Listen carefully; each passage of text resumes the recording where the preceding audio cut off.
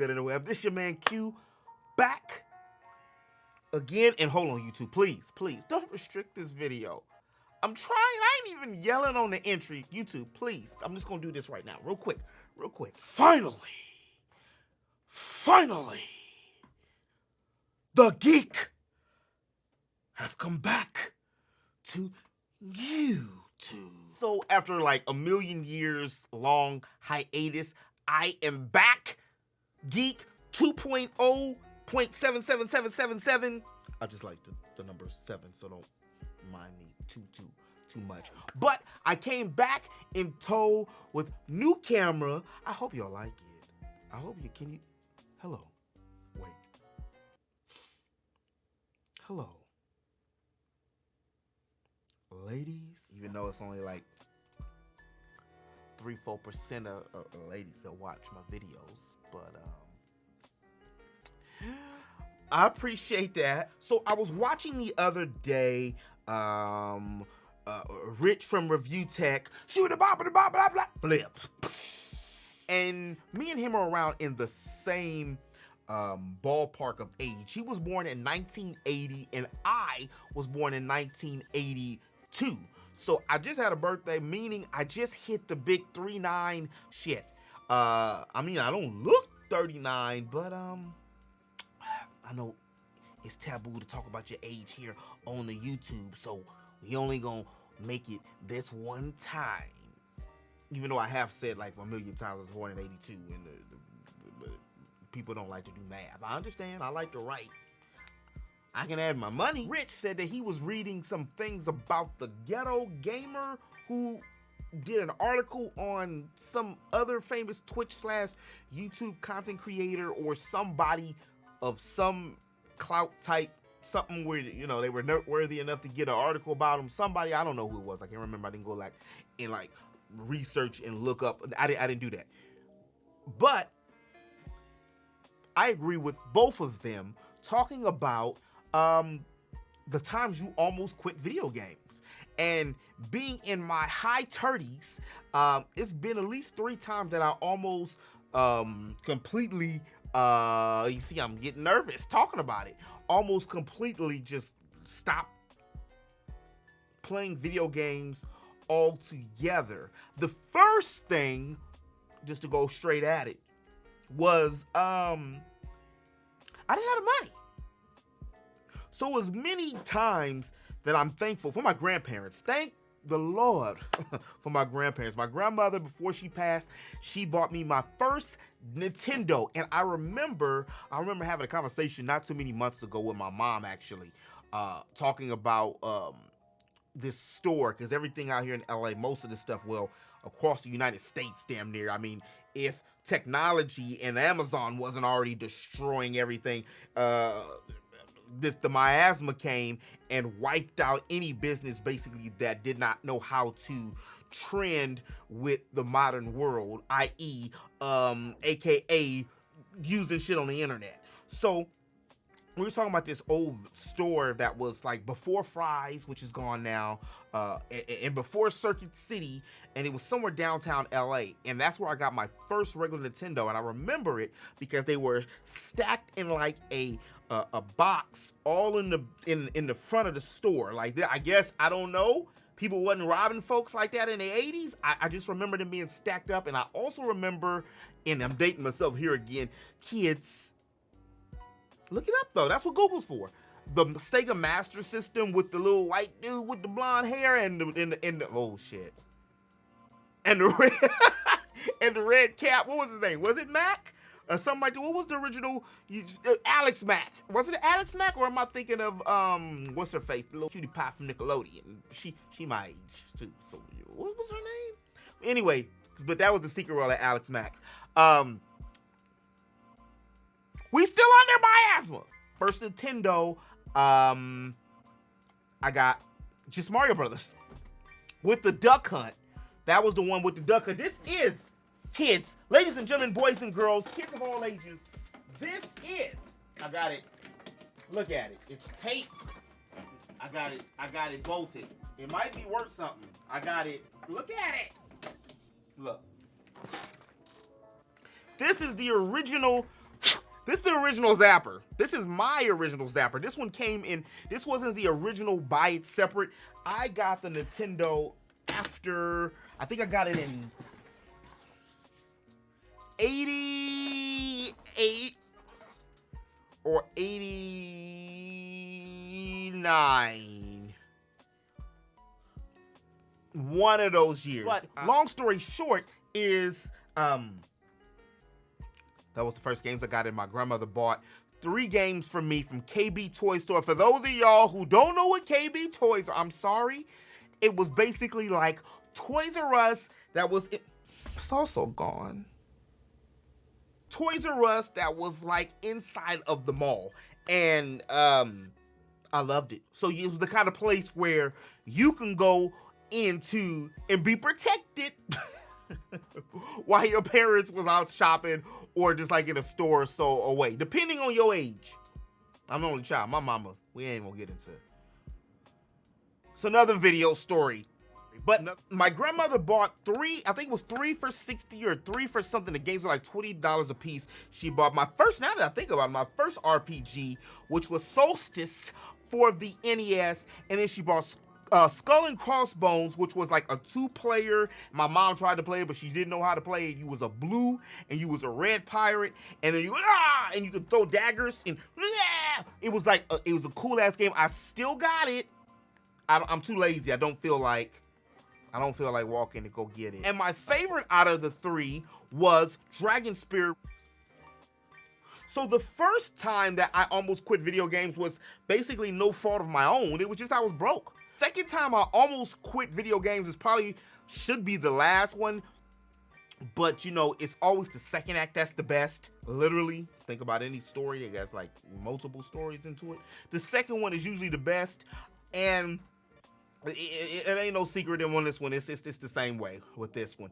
The second time I was out in the real world, let's just call this fictional school, not prison. I don't know how it's gonna sound, but it ain't. I'm clean, like for real.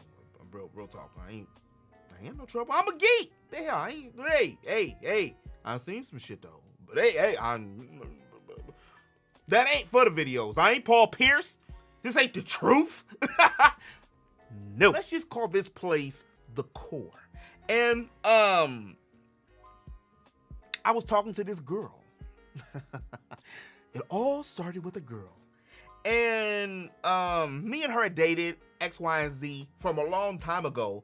And well, not even a long time ago, but for some time ago, you know, and then we just didn't. Like, I started talking to somebody else, and then she ended up starting talking to somebody else, but she needed a job. So I got her a job in the core where I was at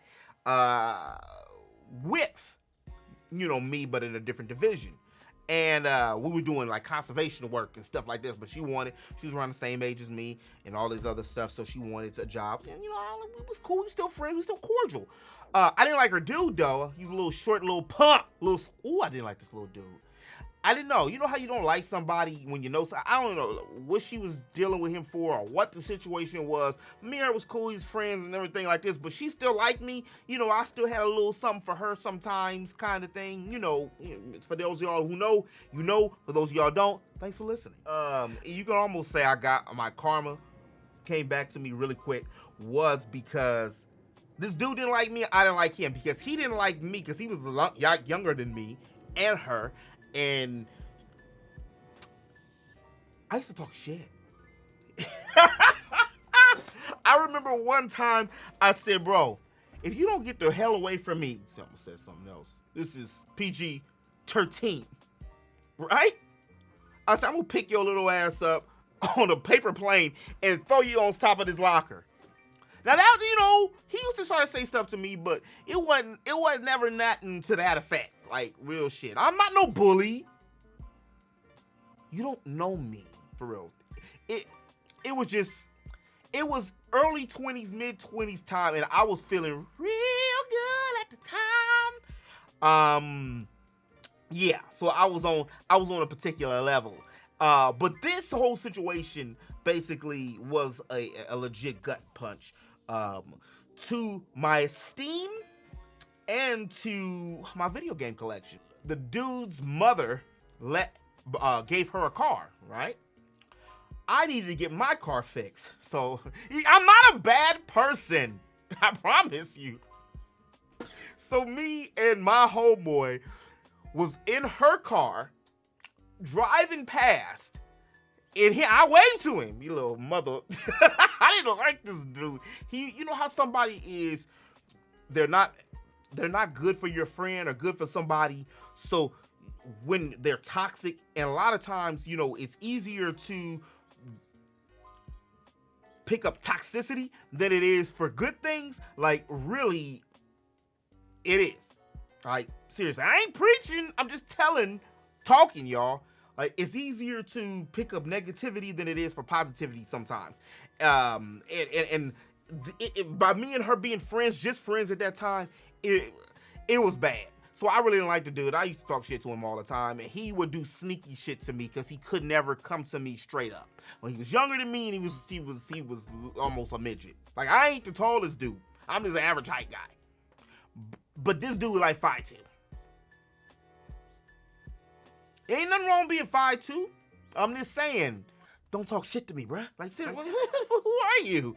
He was from LA too, so he thought that I'm not saying I'm this big, but just because you are from somewhere don't mean you gotta act a certain way. But anyway, what happens is on one of the trips that both myself and the girls had to go through, do this conservation corps that we were working through.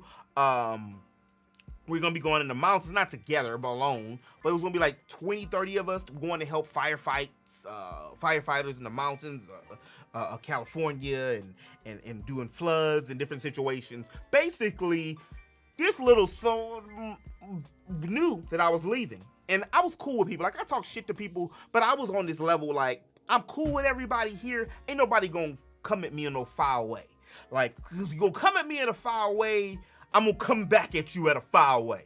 And when you messing with my games, it's like messing with my emotions. But I got set up. I used to work at Hollywood Video, Blockbuster, and I have been collecting games since I told you 1988, since I got a Nintendo. I took all my PlayStation 1, Dreamcast, and GameCube games with me in one of those pouches or folders. And the dude came in, and I just talked to everybody. And me and him were just talking to his friend and stuff like that. We were just chopping up. He's like, "Oh, you like these RPGs?" It's always RPG. And me and him were just talking and chopping it up. The day before I left, I used to leave my locker and stuff open. The day before I left, or the morning I left, for this week-long job, I come in, all my games were gone. I had, I think, but two. Every RPG, JRPG, and every RPG on the Dreamcast, GameCube. This is 2005. So everything from basically 2005, probably just a handful of games, maybe 10 gone. Probably $3,000 worth of games. Why did I bring them there? I was stupid. My mom said, "Don't do it." I bought it anyway. Listen to your mama, y'all. Listen to your mom. Listen to your lady, too. More than 9 times out of 10, she know what's up to. Your mama already know what's up to. She and you was in here. So, anyway. Gone. Got set up. I was gone for a week, so what the hell am I going to do?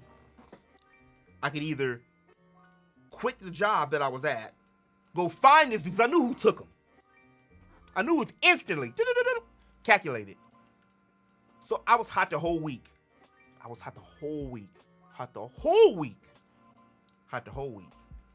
some other stuff that happened with that.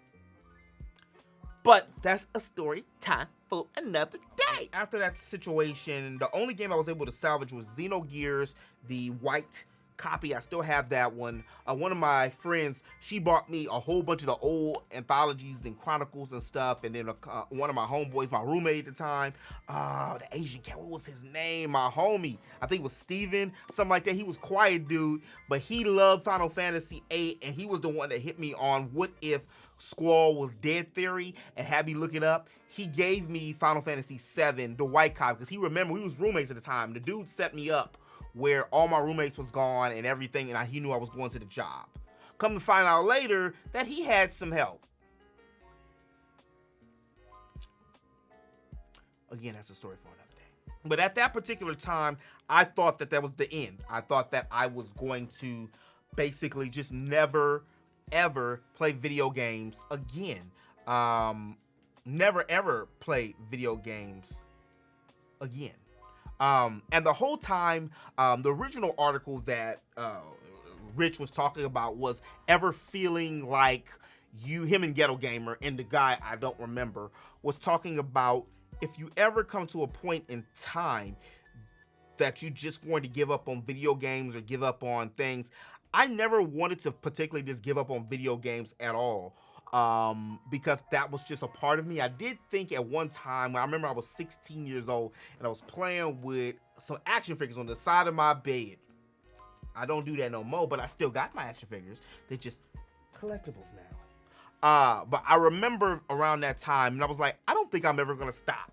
And then at one point before that, I thought that I was just going to kind of pee out video games and situations, that comics and collecting figures and stuff, the older I got. But it just grew on me. Much like Rich and the ghetto gamer, I was in that generation, which I feel, and I'm sorry, millennials and Z's and X's and everybody else. I think I'm an X-Zillennial. I don't remember. I was born at 82. But we have the people who were born in the 80s, early 80s, even in we have the best generation. Only reason I'm saying the best generation when it comes to this, because we watched the evolution of video games. We watched the evolution of anime.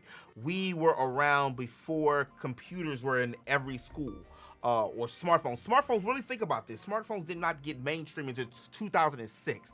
I graduated from high school in 2000. So I was a millennial high school, like literally, it's 2020 last year. I miss my reunion. Think about that. So what happens is, I know I'm an old man to some of y'all's, during that time, we got a chance to watch 8-bits all the way into now. And that's why certain games and things I marvel at. Like, I hear a lot of people say now that Final Fantasy VII was it wasn't good. Like, it wasn't a big deal.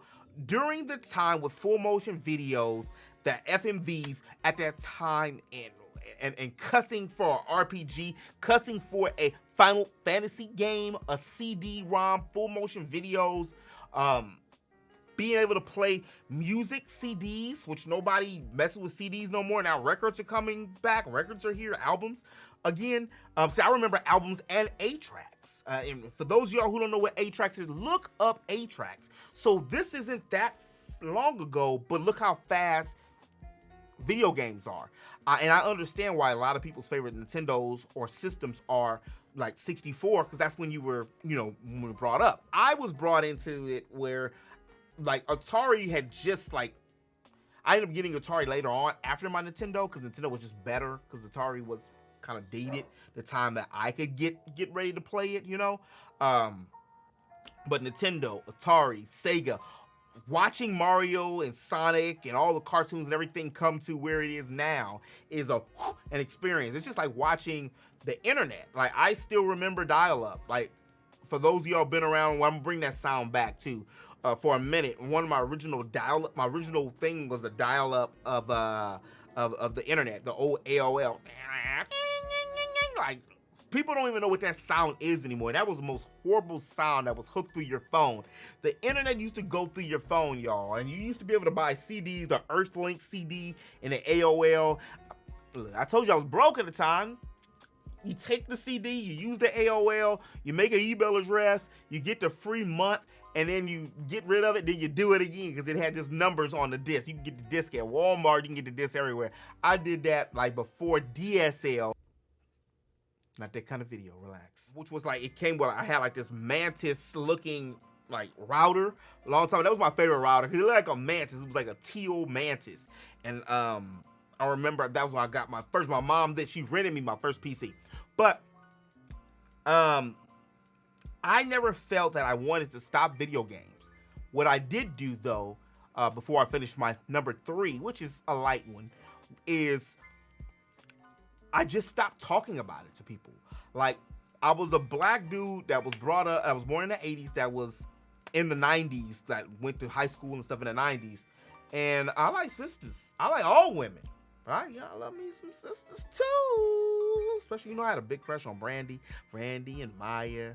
Oh, I do like me some Britney Spears too. I like Aaliyah, Selena, Aaliyah, Selena, Brandy, and Monica, and Maya. I like them. I used to have the posters on the wall and everything next to my gaming posters. But I wouldn't get no play. I like Dragon Ball Z. Yu Yu Hakusho. I used to stay up on weekends and play and get to Toonami. Oh, and I used to play Mario Party with the homies in the little cul-de-sac and stuff and things like that. I was a geek in high school. I wasn't, socially adept where I was, just completely a loner or anything. I had social skills, but what I would do is a lot of times I was not into sports at all until I went to college. And a lot of times I just would not talk about video games. Like, if I wanted to get some play with some females, namely, especially sisters, I love y'all, but a lot back in that time, it wasn't that it was a whole bunch of sisters out there or Latinas or a lot of women anywhere. Cosplaying was not that big of a thing now.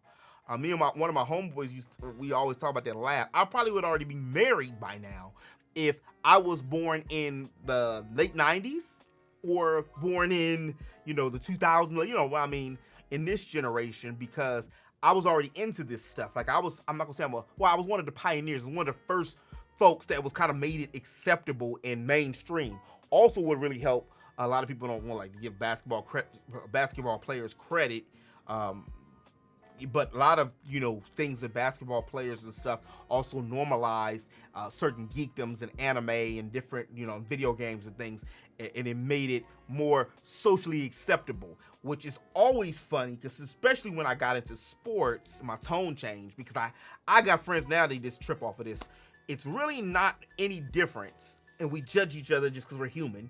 But if you're a fantasy sports player, or if you're just a basketball player or fan or football fan, if you know how many receptions this particular receiver has, if he's 6'5", he could run the 4.3, and such and such amount of seconds, and then he went to school with this, and about his background and what college he went to, who he's dating, all these situations is not really any much different, because that's fantasy. Because even if you are 6 foot 250, a lot of times you ain't that particular player, or you can do that. You're living vicariously or imaginarily through that person, in a fandom. And that's much what we do when we watch anime, or we watching or playing video games or science fiction. And it's really all a hobby. It's really all an interest. It's really all what makes you feel, good.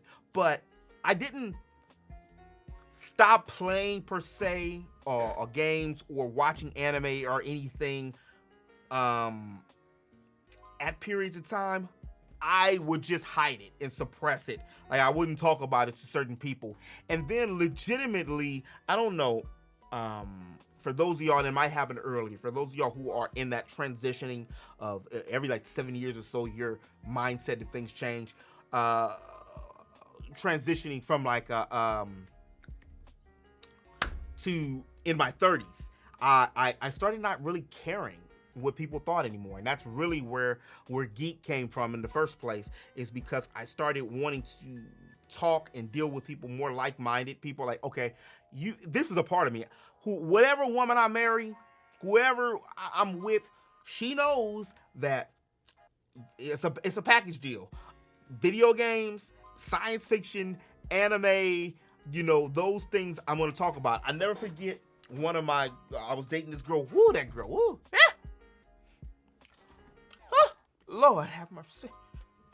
I remember, I don't particularly date people with kids. I don't have kids. It's nothing personal or anything like that. It's just that I'm a little stingy. I like all the time. I'm not saying I won't, or that situation. I always laugh at Ice Cube on that. What was that movie? Are We There Yet? where he was like, oh, she's a breeder. I don't go that far with it, and I have dated ladies with children, but a lot of times I don't particularly like to. And I remember this particular woman, me and her was dating, and she came to my house, and she was, I don't know how we got it, what we don't like, what we like about each other. She goes, I don't like that you watch these cartoons. And I'm thinking to myself at the time, now this might sound, this ain't ugly. You coming in as a package deal to my home, my pre-established situations. I'm not tripping. You have a child. That's a beautiful thing. She's a beautiful young woman. And I gave my Tiny Toon Adventures flash nightlight to her. Oh my Lord, why she picked that? That's another story. Another story for another day. But I'm thinking to myself, you're coming with your situations and you're gonna judge me because Dragon Ball Z? And first of all, that's how you know how certain things is never. First and foremost, anime woman is not a cartoon. There's a difference. The last time I will say that I almost stopped playing video games, well, it's not almost, I just stopped playing video games, was recently. It was between the times of 2014, I'm gonna say the last generation of games. PlayStation 3 and Xbox 360 and the GameCube was a really strong generation. For me personally, the PlayStation 4, Wii U, and Xbox One generation, they didn't really have all that. Let's go back, for real. Persona 5, yes, one of my favorite games of all time. Haven't played Nier Automata. I know it's a lot of other games people will nitpick me at, and go ahead and do it in the comment section below if you still hear this long. But it wasn't the strongest generation. It was not the strongest generation of video games. The PlayStation 4, Wii U, we ain't gonna get no Wii U. It had maybe 5-10 games that are worth mentioning. Xbox One had no first-party games. And if you, honestly, unless you just have to have an Xbox and you support Xbox, I understood it. But it really didn't have that many exclusives, especially as strong as 360 was.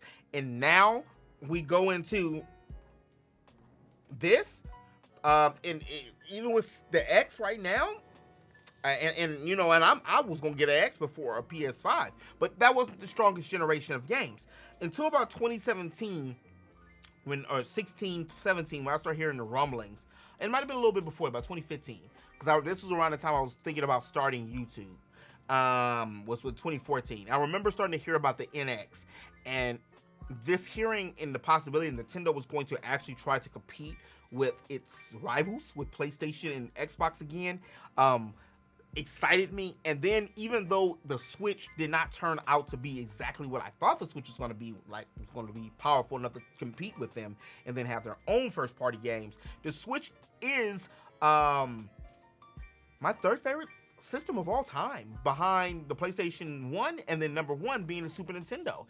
It has what I want, even though it doesn't have as many blockbuster third-party games, and I will never, unless I'm just want it on the go, buy the PlayStation version or the Xbox version, or not buy the Xbox or PlayStation version of NBA 2K and get the Switch version. It looks like it looks like Nintendo 64 compared to the PlayStations in the Xbox version. It's ridiculous, and I wanted to buy it on the Switch's supported, and I did for 3 years until I seen this 2021, and wow, it ain't no going back.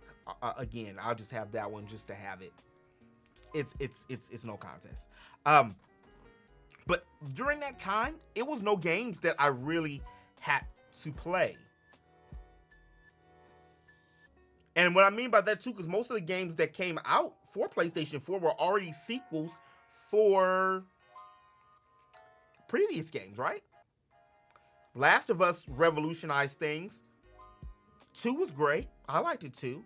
the God of War revolutionized things, but it also came out, a lot of them came on PS2 and PS3, right?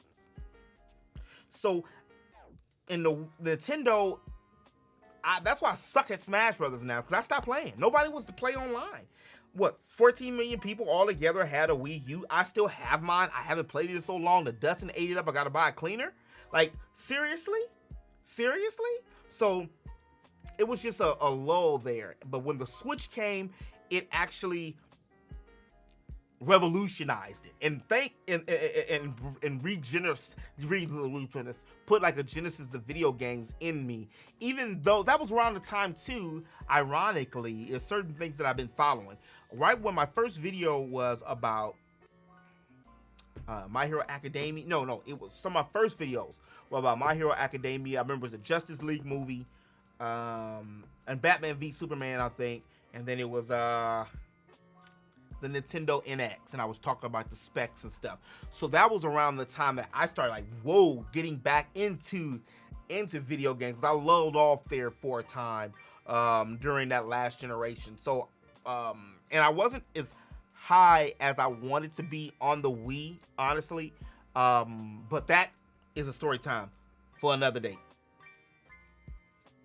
But let me know, interweb, is it anything or any time, for those of y'all who still here, I appreciate you. Is it anything or any time that you gave up on video games or anime or any kind of science fiction? For me, again, it wasn't a time that I gave up because I was trying to be cool. What I just did, I just shut that shit down. I didn't tell nobody. I just didn't tell nobody, especially the ladies. I don't know how many people was like, I wouldn't even knew you was into that if you didn't say anything. And I don't know what's worse, to be honest. See, for the longest time, I wasn't being legit or for real with myself either, because that was a part of me. And even though I was doing it in secret. And then it just hit me. And that's when it hit me. And that's when I became a geek. Finally, the sleeper has awakened. I am the prince of all geeks once again. Make sure you like, share, comment, subscribe. YouTube, please. Don't restrict my video. Share it to the interwebs. You did like this video? Do all those things I just said. Also, you can follow me over on Twitch at The Geek Show. I'll holler at y'all later. Peace.